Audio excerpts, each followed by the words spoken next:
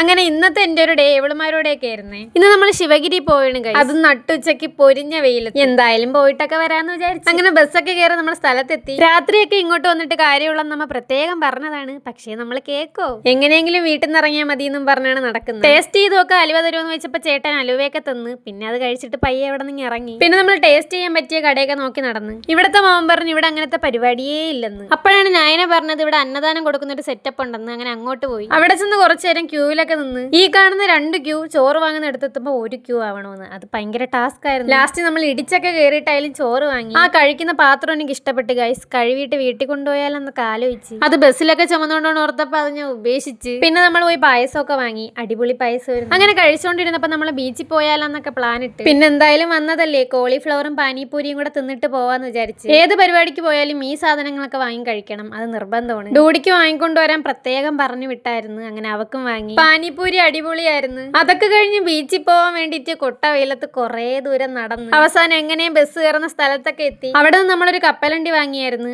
അത് ബസ്സിൽ വെച്ച് തന്നെ തിന്നു തുടങ്ങി. ഏത് ചെവരി കണ്ടാലും ഇവക്ക് ഫോട്ടോ എടുക്കണം. എടുത്തെടുത്ത് ലാസ്റ്റ് മടുത്ത്. അങ്ങനെ നമ്മൾ ബീച്ചിലെത്തി ഗൈസ്. നമ്മൾ ഒരുമിച്ച് ഇതുവരെ ബീച്ചിലൊന്നും വന്നിട്ടില്ല. ആകെ പോണത് ഉത്സവം, കല്യാണം, അന്നദാനം അങ്ങനെയുള്ള പരിപാടിക്കൊക്കെയാണ്. ജസ്റ്റ് ഒന്ന് കാല് നനയ്ക്കാന്നും പറഞ്ഞു വന്ന് ലാസ്റ്റ് കുളിച്ച് കയറേണ്ടി വന്ന്. മുഖം ഫുൾ മണലായോണ്ട് വെള്ളമൊക്കെ വാങ്ങി മുഖം കഴുകി. നാനയുടെ ഫ്രണ്ട് നമുക്ക് കുനാഫ ചോക്ലേറ്റ് ഒക്കെ കൊടുത്തു വിട്ടായിരുന്നു. കിട്ടിയ ഉടനെ വിഴുങ്ങേണ്ടതാണ്. എങ്ങനെയോ എന്തോ നമ്മളെ കയ്യിൽ തന്നെ എത്തി. ഞാനത് ആദ്യമായിട്ടാണ് കഴിക്കുന്നത്. കൊള്ളായിരുന്നു, നല്ല ടേസ്റ്റ് ഒക്കെ ഉണ്ടായിരുന്നു. പക്ഷെ നന്നായിട്ട് മെൽറ്റ് ആയി പോയി. പിന്നെ നമ്മൾ അതൊക്കെ കഴിച്ചിട്ട് അവിടെ നിന്ന് ഇറങ്ങാന്ന് വിചാരിച്ചു. എങ്ങനെയെങ്കിലും വീടെത്തിയാൽ മതി എന്നായിരുന്നു. അത്രയ്ക്ക് തളർന്ന്. അങ്ങനെ ബസ്സൊക്കെ കയറി സ്ഥലത്തെത്തി. എന്തൊക്കെ പറഞ്ഞാൽ ഇന്നത്തെ ദിവസം അടിപൊളിയായിരുന്നു. അപ്പൊ ഓക്കെ.